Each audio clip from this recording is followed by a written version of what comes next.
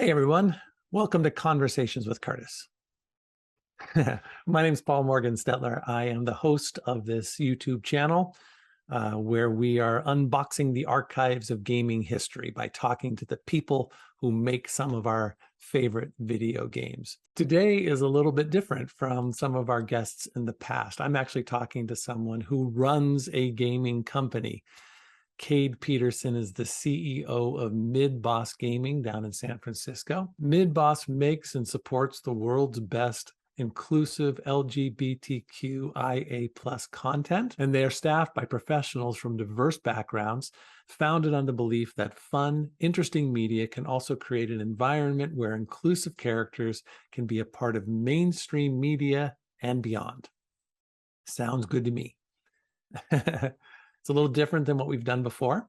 Here's someone who runs a gaming company, but I think it's going to be a really fun interview. He's a huge adventure game fan. He grew up on Sierra games, and you can tell his enthusiasm is through the roof. And I just had a hunch that he'd be a great person to talk to on Conversations with Curtis, and I was not wrong.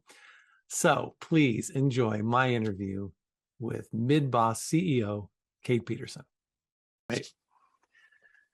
Cade Peterson, welcome to Conversations with Curtis. Hey, thanks for having me. Yeah, thank you so much. I appreciate you taking the time.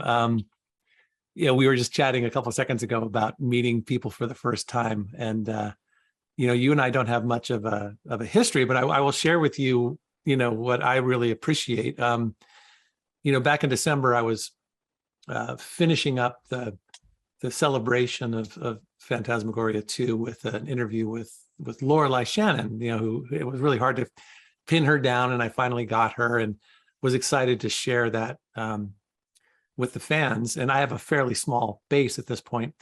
And so I noticed that you had were kind enough to follow me, and I just reached out and said, hey, if you could be willing to send this and let people know. And you were very kind, and you did that, and we got a lot more people because of your promoting it. And then you shared with me a fun interaction you had with Ken and Roberta at the what was the conference down in San Francisco? The Game Developer Conference, or GDC. It's the big annual industry conference that happens to be in my backyard here in the city. But yeah, I got to meet Ken and Roberta this year. Very kind of unexpected, random thing. Lifelong heroes of mine, and then getting to meet them in person, that was like unforgettable. So I did, and I got a photo with them and got to talk to them, and now I'm on texting like semi-regularly with Ken directly on phone, which still kind of blows my mind. That's great. I just love them so much. Yeah, it's such a small world, but like the fact that they kind of came out of retirement to make this new game is just a lot of our retro game fan dreams come true. Absolutely. Well, this is the perfect time to share. So you sent this photo to me at the and you were just telling me right now that this is now on Wikipedia. Is that right? Yeah, one of the editors on Wikipedia found this tweeted photo that I took and then shared, and asked if they could put it on for Ken and Roberta's individual Wikipedia pages, and I said, yeah, of course you have permission. So it was, and then so I told Roberta's page. I was also notified that her individual page had become like a featured page on Wikipedia, and so it's like the top 0.4 something percent like best pages in the world on Wikipedia. And I sent her that, and I was like, hey, Ken, tell Roberta like this. And she saw the photo. She's like, oh God, please help me get this photo changed. So the one connection for the editor that asked me for the photo in the first place, I helped him get her more preferred headshot up there, which is the same one on her Cygnus Entertainment page, and she's happy with it now. So that's great. How did you get a chance to had you arranged to meet them when they were there? Or how did that all work out? Oh, so this is a very cool but unexpected story. So I was aware that Ken wrote a book like during the pandemic, about the whole Sierra, like, and including the bummer about how it went down, and And having been a lifelong fan of that company and, you know, everything, I was very interested in like hearing his side, because they didn't talk about it. And I always assumed that they were under like some kind of non-disparagement agreement for a certain number of years. And I thought like, oh, when he released the book, I thought maybe those agreements are, you know, expired or whatever. Anyway, so I had been checking out, you know, his website, his personal website, and he mentioned casually looking for beta testers for a new game. And I was like, hey, I'm Cade. I'm a longtime gamer, but I also like in the industry. I have these hardware I can test on personally. I'd love to help. And then within like a day, Ken replied and like directly, and he's like, hey, this is, you know, thank you for reaching out, whatever. Let me introduce you to Marcus, who is the, I don't know what his title is, but anyway, he kind of does development, 3D art, and marketing for this new game. And I was like, oh, cool. I don't know who this Marcus is guy, but put him in touch. And that was maybe 2 months before GDC. And so I started talking and emailing with Marcus and just saying like, okay, here's how to do games marketing. Here's what you should be prepared for at a conference. Because Ken and Roberta even asked me, they were like, we've never been to GDC or haven't been there since the 90s. Yeah. And Marcus had never been there, and none of them really knew about modern. They were wading back into a pool that has completely changed. It's not a pool anymore. It's an ocean, right? And it's a whole world. Like it's very different now. But you know, I was happy to like share all the knowledge I have, because I've worked in the industry for, you know, about almost 15 years, from big companies to little tiny ones and everything in between. So I just kind of like helped him navigate that. But part of the process is they decided to fly down and like help man the booth too. And so I helped Marcus actually man the booth, and then Ken and Roberta actually did a lot of it themselves too. And that's when I got to meet them. But it was so I knew I was going to get to meet them, but it was still like a very you know, unforgettable moment for me. So, and now you and Ken are buddies, talking to each other every day.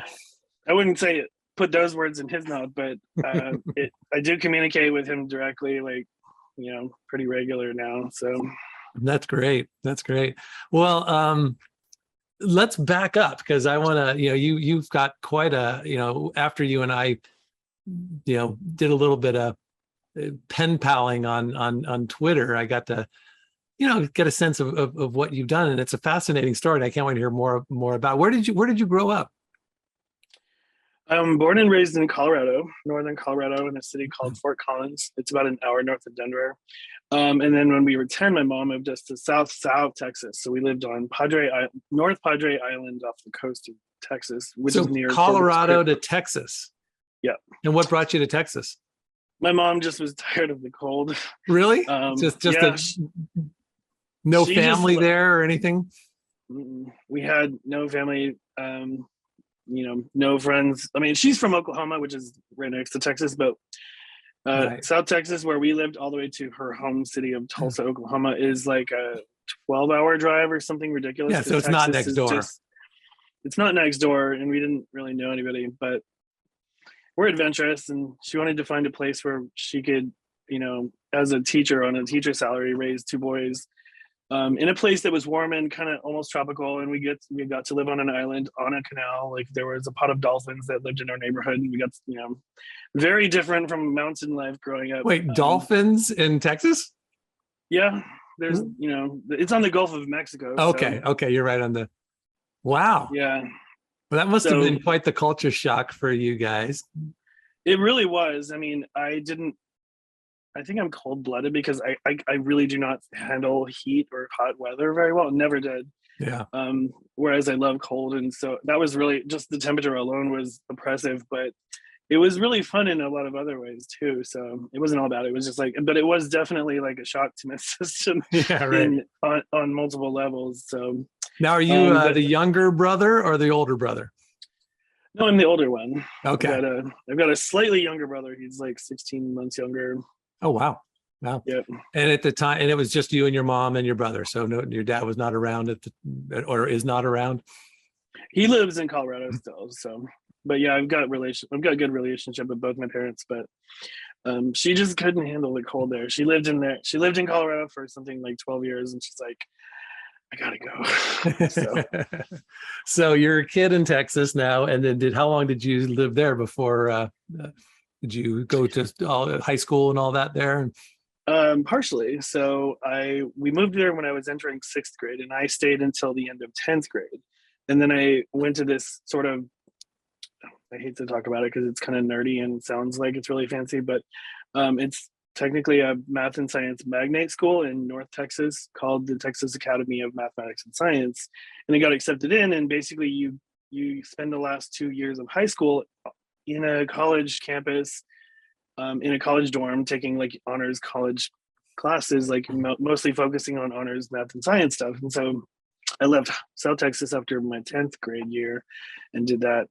I only stayed in the program for a year, and then I decided I wanted to move back to Colorado and stay with my dad because I had never lived with my dad, like after they divorced when I was 5. So did that. It was a crazy time. This is like 1996, 97. So it's been a long time.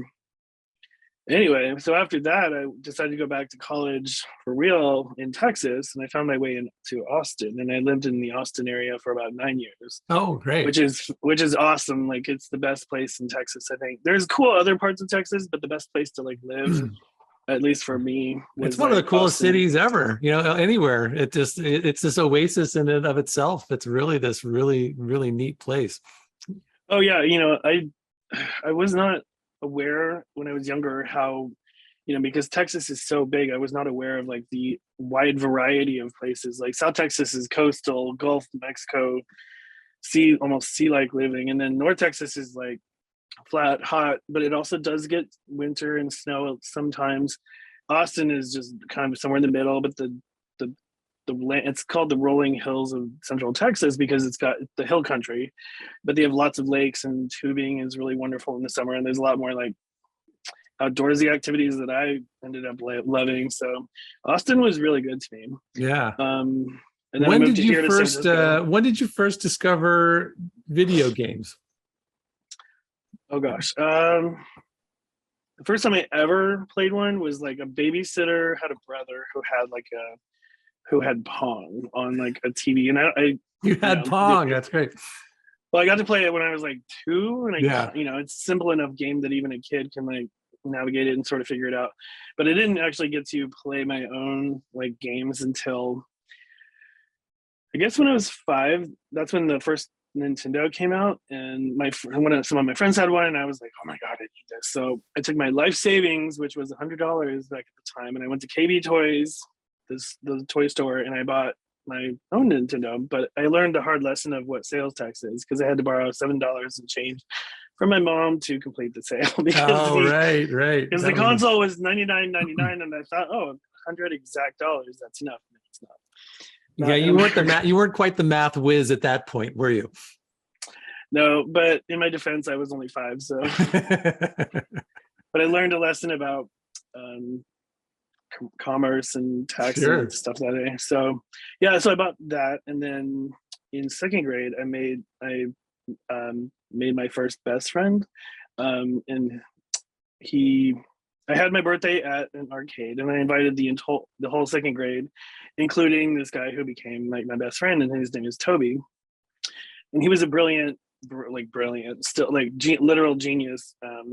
But he had cerebral palsy, and so he wasn't like as outdoorsy as a lot of the other kids. And I was never kind of like outdoorsy. I was very athletic naturally, but I didn't really like it. And so we got into video games, and then we taught ourselves how to program. And so we made our first video game ourselves in 2nd grade called Rainbow Quest, very heavily inspired by King's Quest. Really? So you had already played King's Quest at that point? King's Quest 3 was my first Sierra game, and it's definitely got a special place in my heart, even though it's like one of the most hard King's Quest games because of the time clock mechanic they have. But it's just so endearing and charming, and just fell in love with it. And so he and I tinkered around making figuring out what kind of game we wanted to do, because Gauntlet was another one that was kind of popular that we liked. But we were writing in GW Basic, so we had to keep it simpler, and adventure games kind of fit into that bucket. The only limitation that we bumped into at first was, the computer he had when we started doing all this stuff was a CGA computer, which only has 4 colors, cyan, magenta, black, white, and you can't really make a rainbow for a Rainbow Quest with 4 colors. Right, But, right. but luckily, in the middle of this, his dad got a new computer, which was EGA, and that had 16 colors. And that was enough to do, the whole, the whole spectrum that we needed, because in our little game there was, the 7 kingdoms of color, and like these evil trolls basically snuck in and stole the color from each one, and you had to go like, defeat them and then return the color and stuff like that. But very simple game. And That's right. the one thing I'm dying about this whole, because that's my little nerdy, super young geeky thing, is I cannot find a copy of it. Like, I just I think was my just mom going to must have ask. tossed it. No, never. Do you have any anything of it? Do you have any video of you playing it? Do you have any sort of, nothing at all? There might be like photographs that Toby's family might have somewhere of us like on the computer, but Right. I'd have to ask And you and them Toby are still specifically. connected, or you still Mhm. you guys should redo it. You as a project. You should Oh, redo. I would love that, but he's a doctor now, and he's like an overworked doctor. So poor Yes. guy, he doesn't have any free time. Plus, he's got 2 kids of his own. And like, he's Gotcha. busy. But every time I go to PAX East, the video game convention, his parents live in Boston, so I always like go have dinner with them Right. and keep in touch and stuff like that. So I would love to rebuild it. Although the story is so simple, I'd have to like flesh it out, because it was 7-year-olds making a game. Well, that's incredible. But, At 7 years old, you're making this game now. Now, I imagine that at that point, the idea of making a career in creating or working in video games is nowhere on your radar at all, or is it? well, I mean, I think that's when I started dreaming about that. But like the belief that that could be a reality for me was like absolutely not on the table, because I just was like, there's no way. Um, and then here we are. I'm in the industry.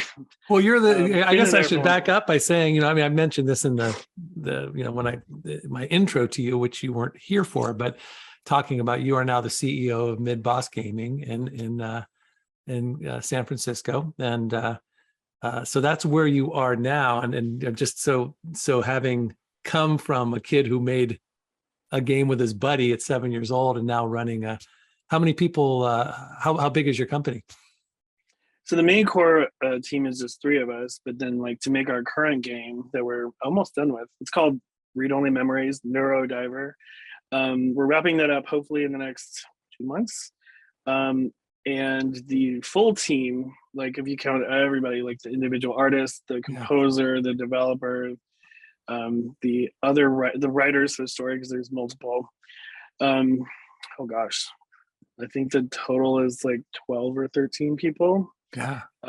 Plus, like, oh, I forgot Via, our producer. So like the total number of hands on this game is like, it's a decent size for a small company. Yeah. But yeah, we're almost done. And this is a follow-up to your earlier game. Let's see, what was it called again? It's in the Read Only Memories franchise, but it's called 2064 Read Only Memories. Right. Okay. Yeah, that's what I was reading on. That's great. Right? And so that's coming out in just a little while. When do you think that'll hit the stores? We don't have any dates announced, but we're hoping to wrap the development in like 2 months or so, which will be September, and then it'll probably be like early next year, basically, because we don't have the dates locked in. The reason for that is because we secured physical distribution for the game in big box stores across Europe, North America, and Japan. So all that stuff takes a lot of logistics that are out of my wheelhouse to plan, but it's in the works. So yeah, it'll be like spring, hopefully. Okay, so I want to keep going. So you're back at Colorado, living with your dad. You're in high school now. What games are you playing at this point, and what are you thinking about in terms of going to college? And what's that early teenage sort of goal that you might have to? What's that job you think that might be out there for you? So to talk about games I was playing at the time, so when I went away to that school for a year, I didn't play a lot of games because we were super busy. But like, so that kind of it was like the first year that I kind of didn't play as many games as normally I would, because normally I would play like something new, like a new adventure game, which was my favorite genre, at least like every other month, you know. Yeah. Whatever I could afford, because you know, $60 in the 90s for a kid is a lot of money. A lot. Um, Oh, and also you have to but have the computer to play it too, because like they got more, it got more complicated, and yeah, the computers needed to be able to handle it. yeah. I think that around that time, so there was two games that came out in that period that I think were the ones that I was playing most. Like, obviously, like King's Quest 7 and 8 were there, and 8 is the only one I never finished.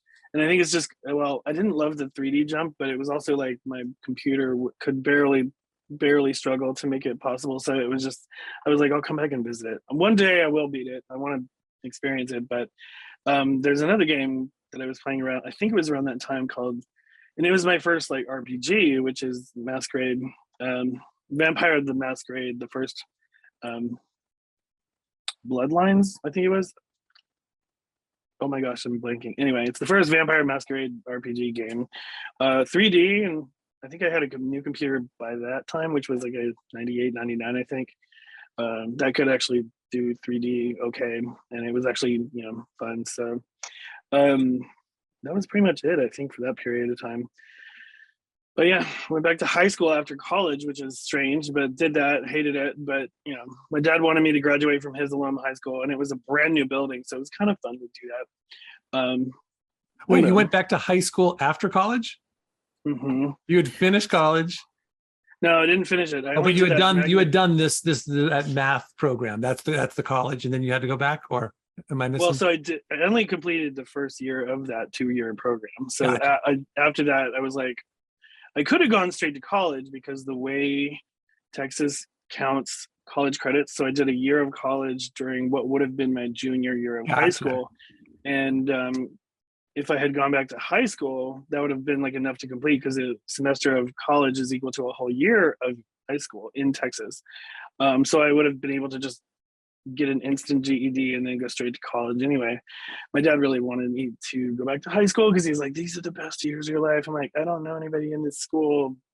I made some friends, but like, it was, he kind of made me. Yeah.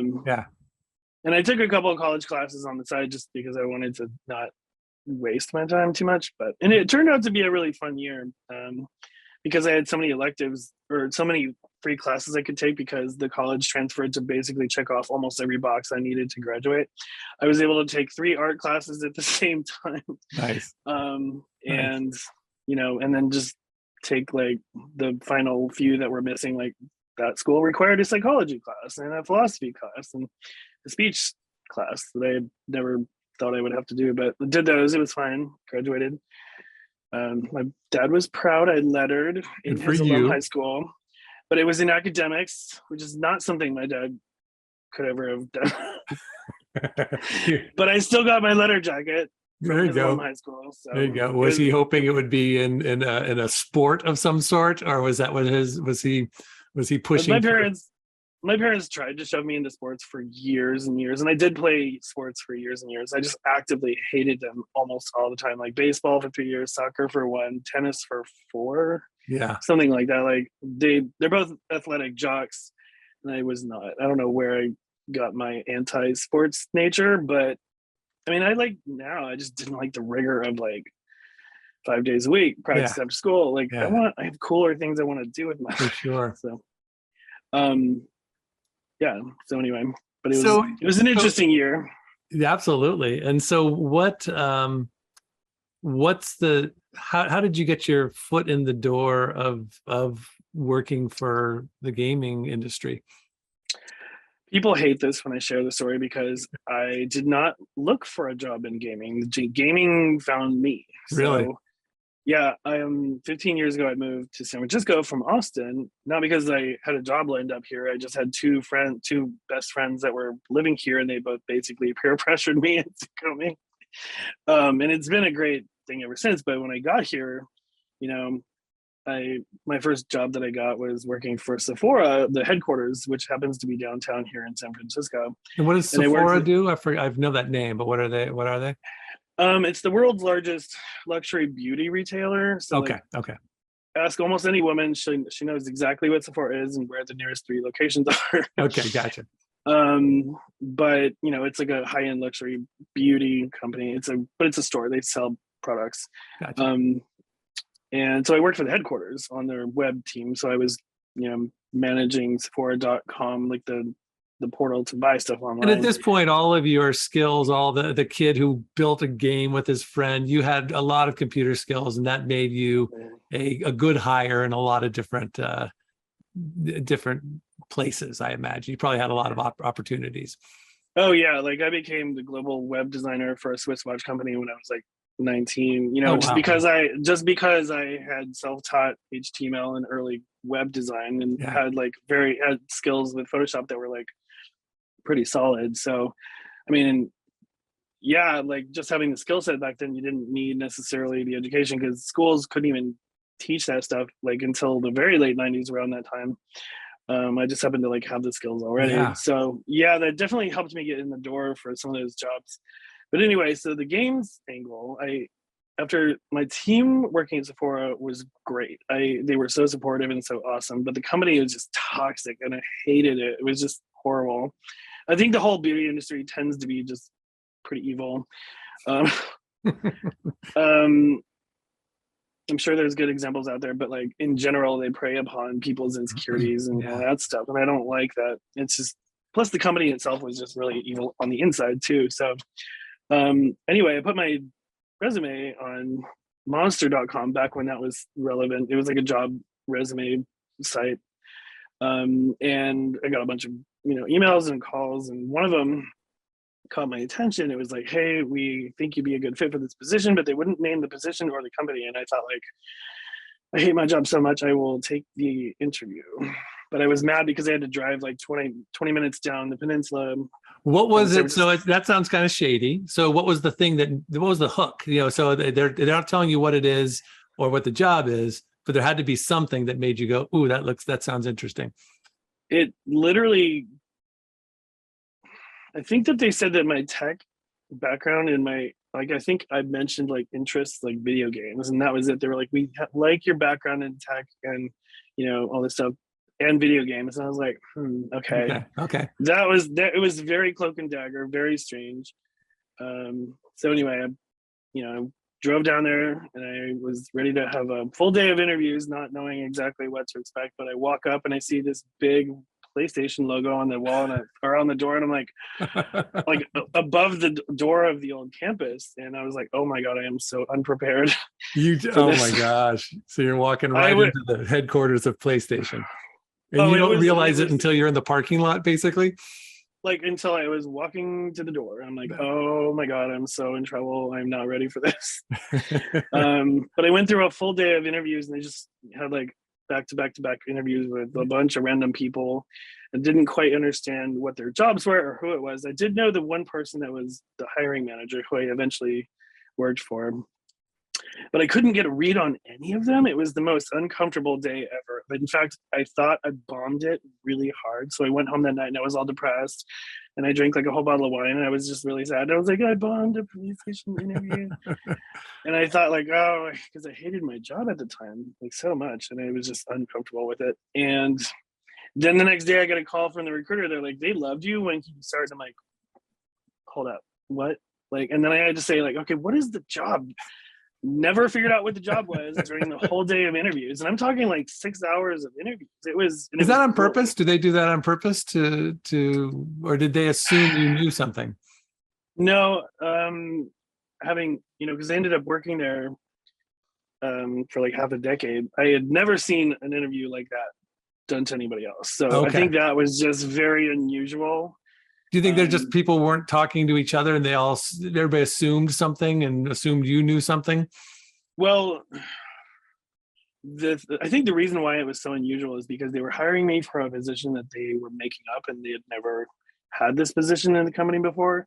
And so I don't think they even knew exactly what they needed to hire for. So the people that ended up interviewing me, I became friends with them later, but they came from a scattered set of departments all over the place that were all tertiarily related to the job I would have, but not directly. And even my boss had like never managed to. I was basically brought in to create a whole new department, which was moderation services for PlayStation, because they just didn't have moderation before, like 2008 when I got there. And online gaming is really toxic if you don't moderate it. Oof, yeah. And so I just think that they just didn't know What was exactly that? what they needed. What was that like? So you had to go in brand new to this world, and now you're moderating this toxic environment and trying to find a way to keep it clean and to knock people. I mean, how do you start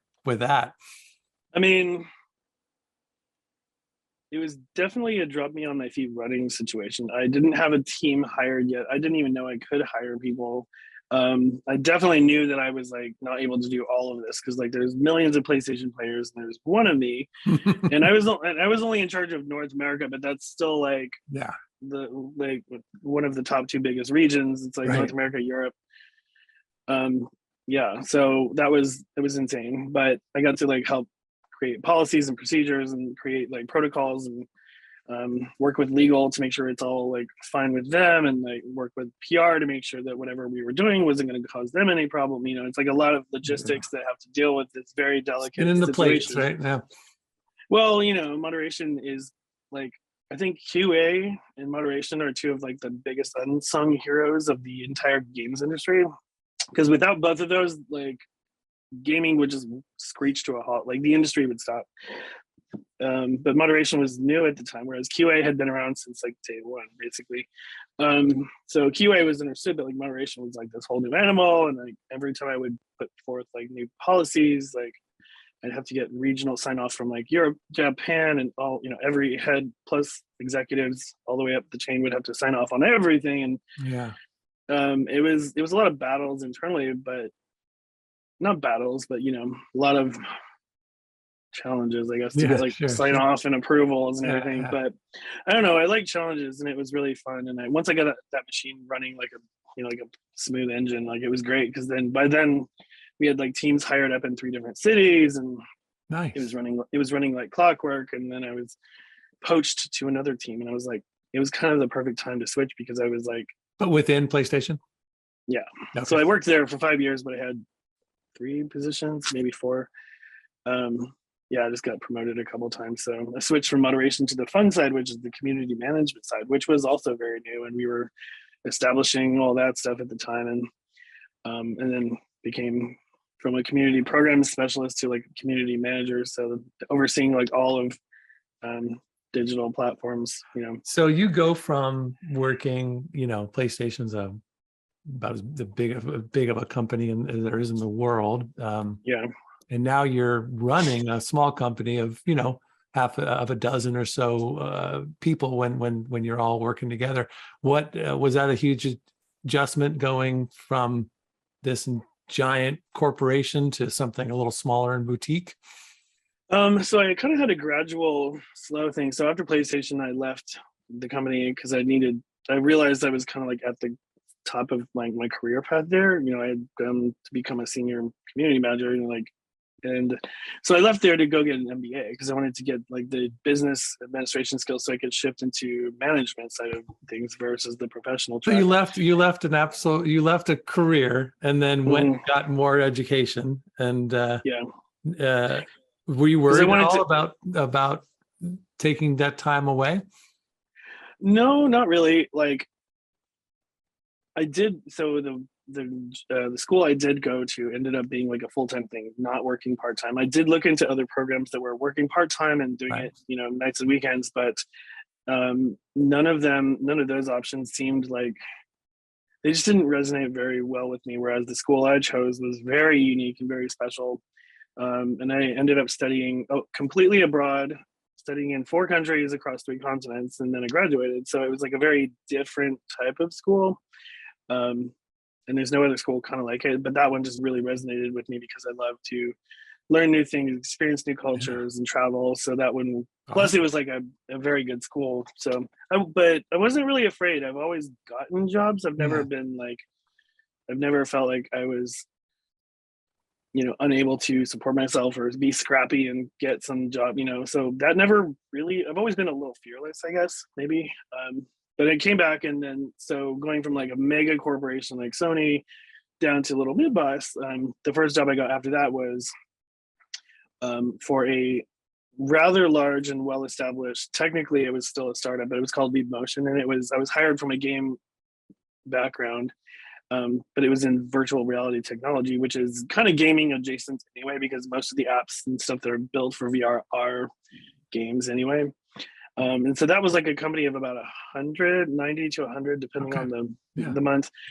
And then after a couple of years there, then I was asked to join a new startup that was like baby small. It was like I was employee number 2 after the founder, and we created a brand new video game subscription platform called Jump, and it was around for a few years. But after we announced it and launched it, then like a bunch of much bigger companies with much deeper pockets came in and with their own subscriptions, like Game Pass and PlayStation Plus and like about 9 others. So we decided we were profitable, but just barely. But the investors decided that they wanted that to get to critical mass, they would have to dump significant more investment in, and compared to the competition that now existed, they were like, let's just sunset the product. So, and so but when it comes to MidBoss, so I kind of had an overlap with Jump and MidBoss. So the reason I joined MidBoss is because there was a scandal with the people that ran this is something that I read. I'd love to hear this story. So tell me a little before you get into that. So what was MidBoss known for, and what were they doing? What kind of what were they like before you came? I mean, I know that we'll get into the scandal, but what were they producing, and what was their mission, and then how has that evolved, ultimately once you've taken over? So MidBoss was actually born out of another company called Gamerx, and Gamerx was a company that was created to create the first ever queer or LGBTQ positive and inclusive game convention. Gaming as a whole has generally, historically, it's better now, but historically has been very unfriendly and very uninclusive, and a lot of misogyny and just like totally homophobia, and it was not good. So they wanted to make this like safe space. Everybody would be welcome, even if you weren't queer, but they wanted to make it like a very stake in the ground. This is for everyone, and everyone should feel welcome and safe. But the game company MidBoss was born out of that. So I think after a couple of years of, a couple of the conventions, they decided to make a game company and to create the first game. And they were run kind of together. And then when the scandal erupted for something years ago, the executive director or one of the board members became the executive director of Gamerx, which Gamerx is a nonprofit. MidBoss is a for-profit company. And I worked with her to like detangle the two companies, so we run separately. Gotcha. But I was still a VP at Jump at this point, which is weird. But like I saw the scandal erupt online, and I asked my CEO at Jump, I said, can I step in and like help fix this? Thinking it was going to be like a short gig, 6 to 12 months. 4 years later. And this was going to be an interim position, but this is now your full-time, you're in, right? Yeah, like I kind of fell in love with it. Plus I fell in love with the team after we got everything sorted out and kind of stabilized and everything. But yeah, it was supposed to be a short gig, and like I was doing it at the same time. I had another like very busy job. Well, let's go back a little bit. Could you mind? I know it's been a while, and I don't know what the the decorum is, but I'd love to. Can you tell us a little bit about what went down and why things went the way they did? Yeah, so the two people that ran the company before, they, when the companies, both Gamerx and MidBoss, because they were kind of run at the same time by the same people, when they were formed, it was kind of like a small group of friends, right? Very casual, everything. But when the companies started to solidify into like real companies, you a lot of the things that you might be casual and chummy with your friends is not necessarily like workplace appropriate behavior. Mm-hmm. And that's the bulk of where the problems were. Also, neither one of them have like run a company before, so they didn't exactly know what they could do, what they couldn't do, what was okay and what was not okay, and not just like behavioral stuff, but just like payroll and like things like that. So they would hire contractors to do certain tasks, but then the amount of work for those people to do it on a monthly basis for like the monthly whatever fee might come out to, if you do the break it down by the hour, would be like below minimum wage. And it was not illegal, it was just not a great look. And I don't think that they realized what these situations they were creating. And I don't believe that there was any malice in any of it. But you compound like some of these small issues that are just like HR and payroll and all these awkward things. It's not a good look. And so when the scandal kind of broke out on Twitter, I think it was Twitter, some game journalists noticed and started doing a write-up about it. And it was pretty damning really, really quickly. I didn't even hear about it until like the week after. And I had socially known the two founders because they lived in the same city. I was in the industry and I was always a fan of what they were doing, but never like worked with them. I wouldn't even say I knew them as acquaintances, but I knew how to reach them. Yeah. So I reached out and I said, like, what is going on and how can I help? Because I just could not stand by and let this company that had great vision and mission statements that I believed in just burn to the ground and disappear, because that's absolutely what was going to happen. Is it was just going to die, and I just couldn't let that happen. So one thing led to the other, and I was asked to take over the helm, and I was like, haha, that's a joke, right? 5 minutes later in the conversation, I realized, oh, they're not kidding. They really do want somebody to take it over. And so I went and talked to my CEO at Jump, and I said, can I do this part-time as long as I get my main work done? He said he would approve it. He got his investors to approve it also. They believed in what I was doing. And so I kind of was running two companies. That must have been a crazy time. I didn't sleep a lot, but I mean, I'm a workaholic, so it's kind of okay. Yeah. But, it was labor of love situation. And, and so now that you're sorry, almost, I didn't mean to interrupt, but almost how finish that. I just said, like, whenever you have like a labor of love situation, your energy that you can do to support these things, it's not unlimited, but it's a deep well that you can draw from. And I definitely did for, that whole period. So. Yeah. No, I get that. I'm on a completely different, I stumbled into what I'm doing. I'm not even sure. I still don't quite know what I'm doing with this project, but it just gets more and more fascinating the longer I go. I really didn't think it was going to go anything beyond that celebration, that 25-year celebration of the game.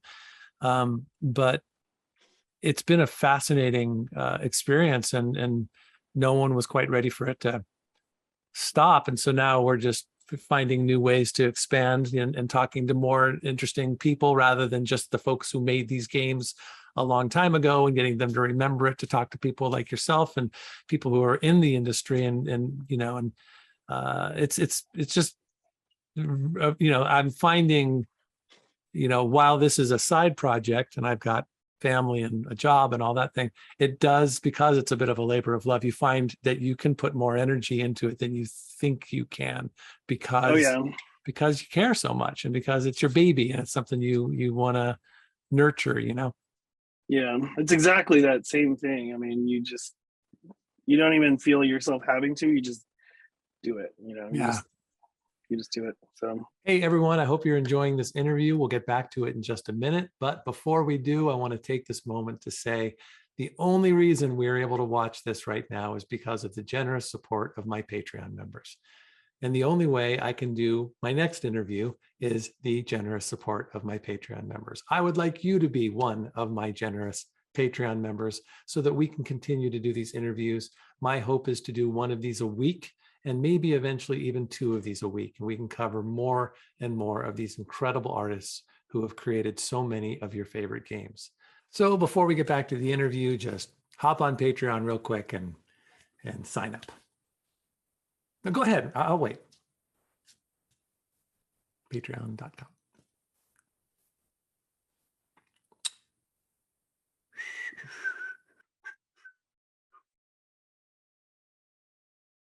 Yeah, all good? Great. Now back to my interview. Well, I love your mission. I mean, I love, and I feel, one of the things that I find, we've talked a lot about this in the past, but I happened to be in a game, the only game I ever acted in, it was a acting job for me a long time ago. So it was a series of very fortunate events that I got that gig, and that it's found this life beyond its original release. But part of the reason for that is because of this sense of inclusivity that I don't think it holds up to today's standards, but it was one of the first games ever to have openly gay character who was not the butt of a joke, but was the heart and soul of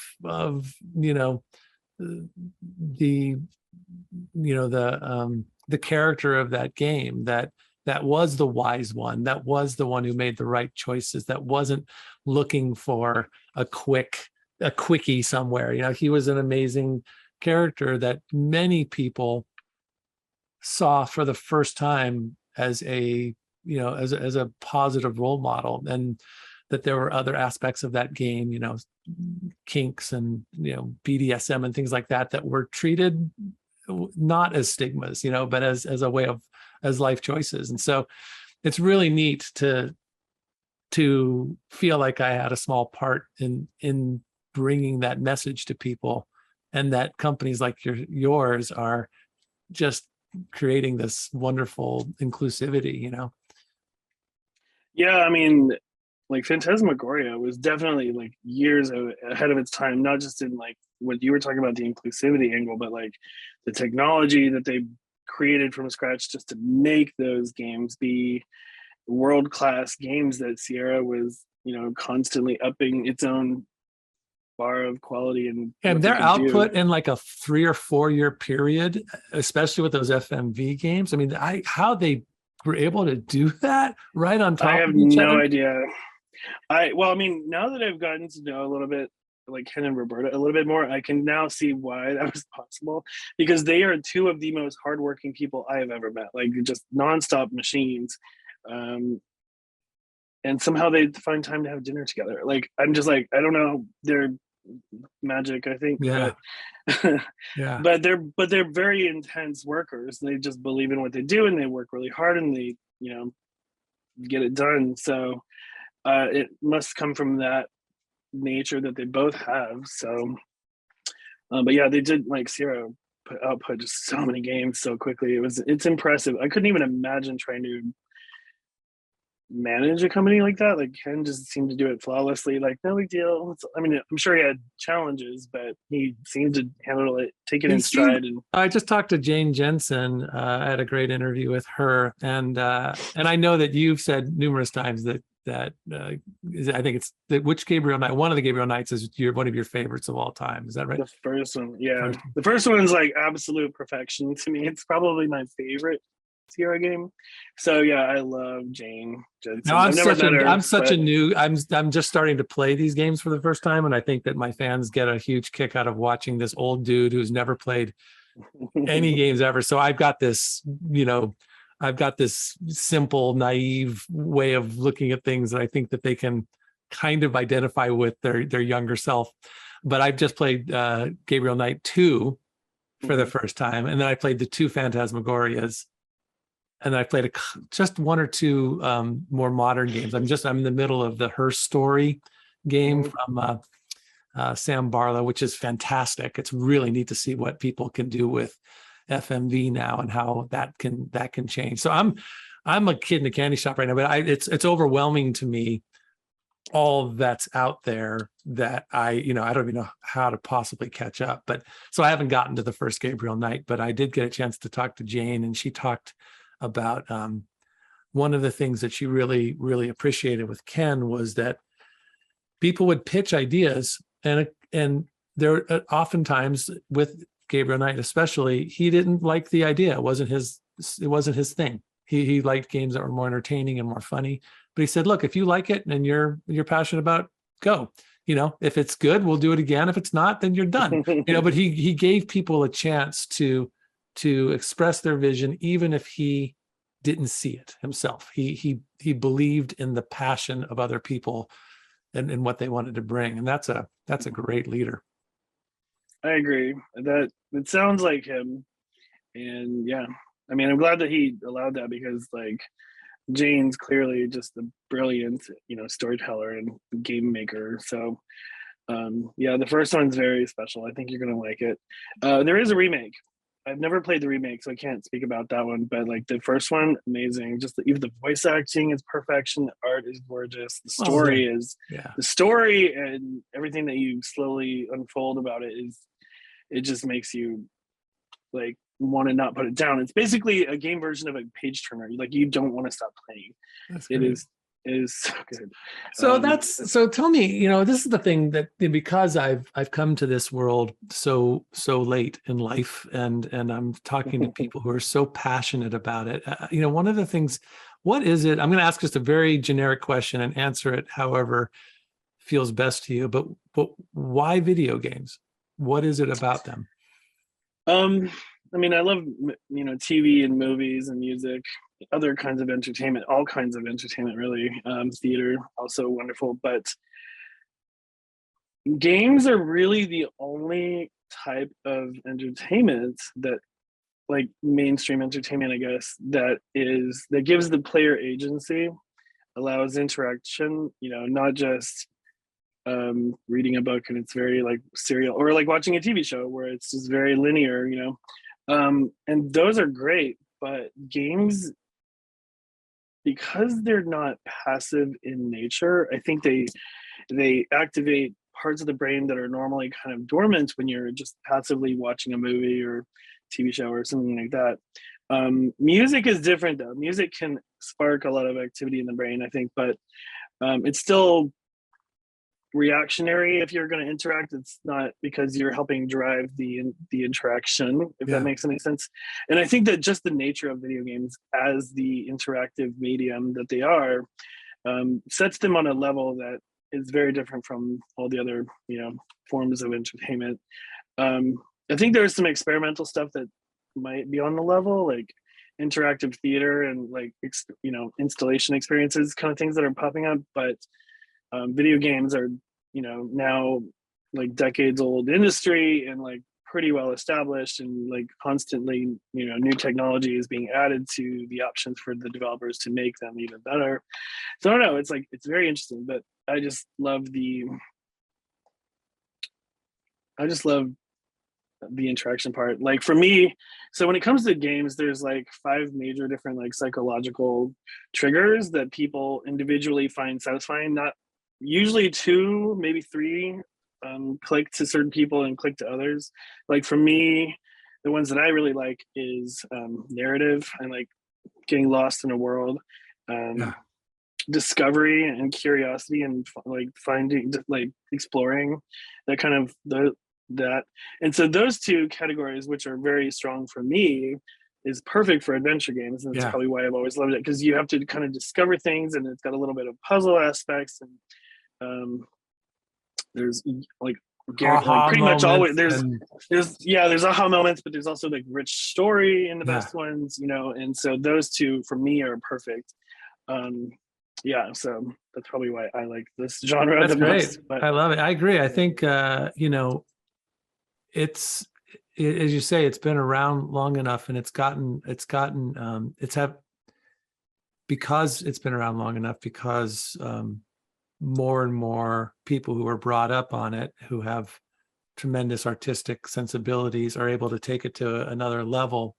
Again, I have a very limited volume that I can speak to, but having just I'm midway or 3/4 of the way through her story, and just this idea that there is this story and it's chronological, but because it has to do with what you're grabbing and listening and watching, you're putting the story together in a way that probably nobody else does in the exact same way.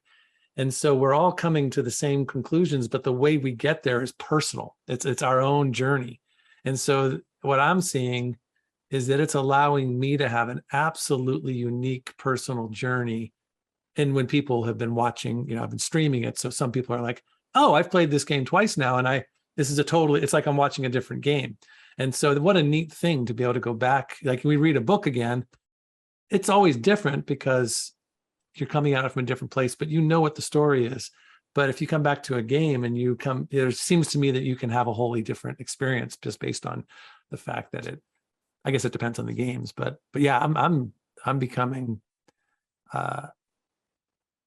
quite enthralled with all the things. Are you a video game convert now? Well, a little bit, I see so much, and as you said, I think, I come from the theater and I love a experience where we all can share it at the same time. But I do think that the potential for video games to have these kinds of shared experiences are already out there. We're already doing things together as Twitch is insane. All these people that just want to share an experience together live. There's so much interesting things happening. I just, it's really neat to be a small part of it and to just observe it from wherever I'm at, Yeah.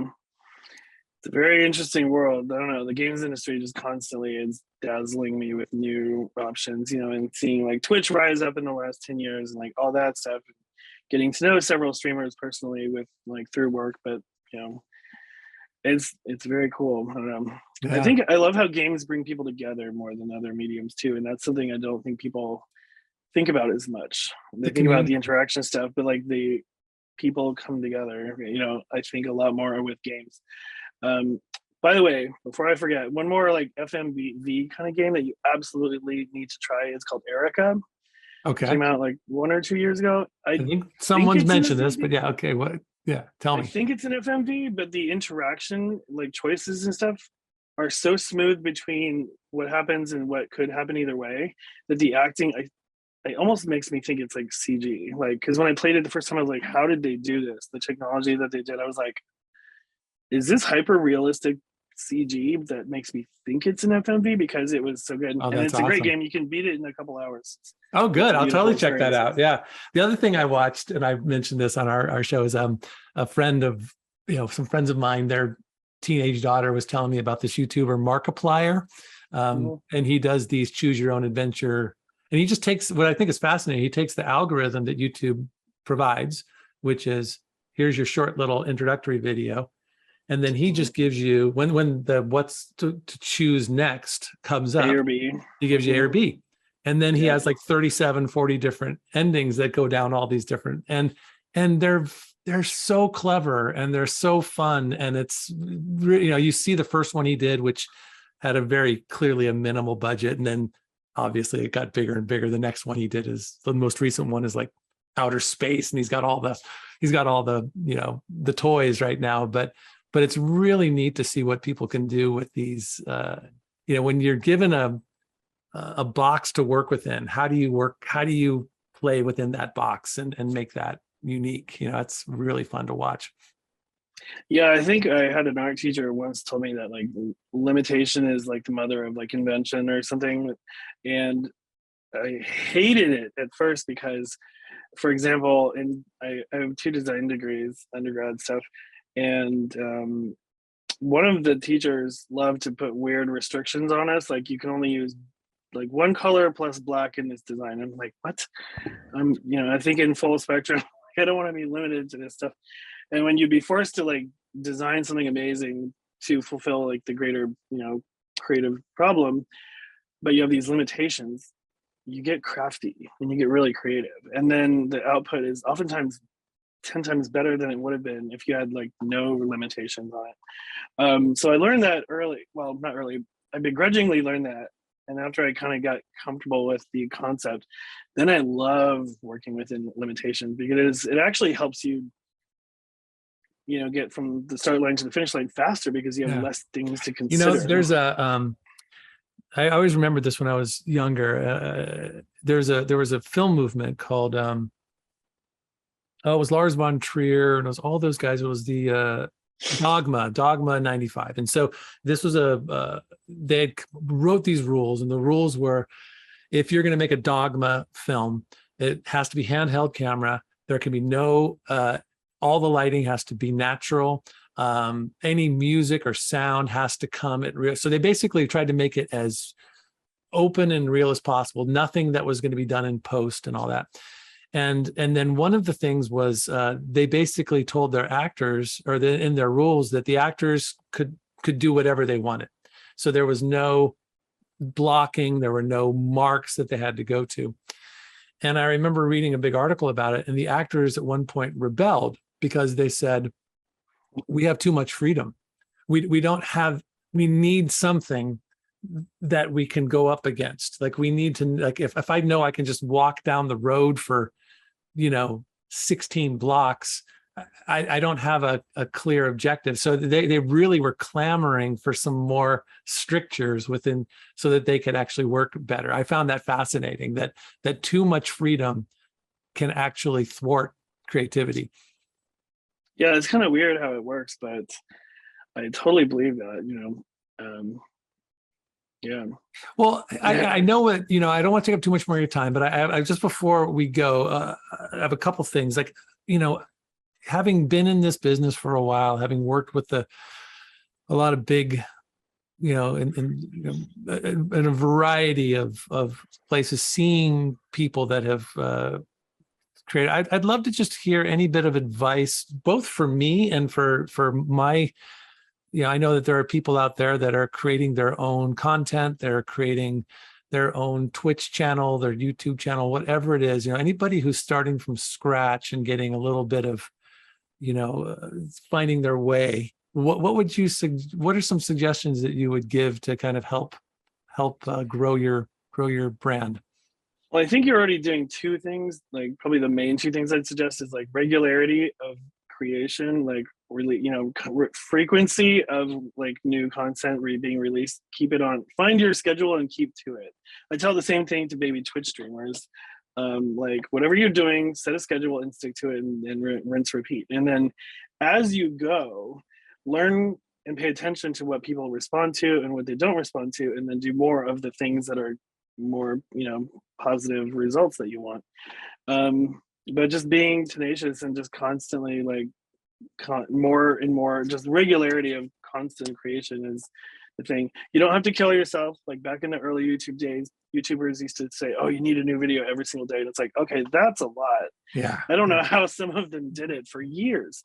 No, it can be like once a week, it could be once a month. Just keep it semi-regular. And then the other thing, and I think you're already doing this pretty well, is, or you're, at least started this journey of it, is building your tribe, building your community. It's absolutely the most powerful thing ever. If you think about it from like business and marketing aspects, you're thinking like, oh, word of mouth is one of the most powerful marketing tools. But like, your community can actually help you, along the journey, not just, helping get the word out and sharing it with their friends or anything, because they will do that if they love it, but they can actually help you, like hone and drive in the journey in the product as you go. But like, absolutely building community. Yeah. Whether it's like the community of YouTube comments, or like having a Discord channel, or getting working on being very active and engaging on Twitter, or whatever it is, like, do it, and also be consistent with that. Consistency is definitely the key for community building. And I did community management for 5 years. I definitely believe that is one of the most powerful things. Just find a place to hold it and keep your community, and then actively participate regularly. Yeah. That's great. Thank you. I can't think of anything else, but that's definitely the things that I would say. But you've already started doing those things, so keep it up. A little bit. Yeah. Hearing, some of that sounds familiar. Some of it I hear myself going, oh, I got to be better at that. But that's great. That's great.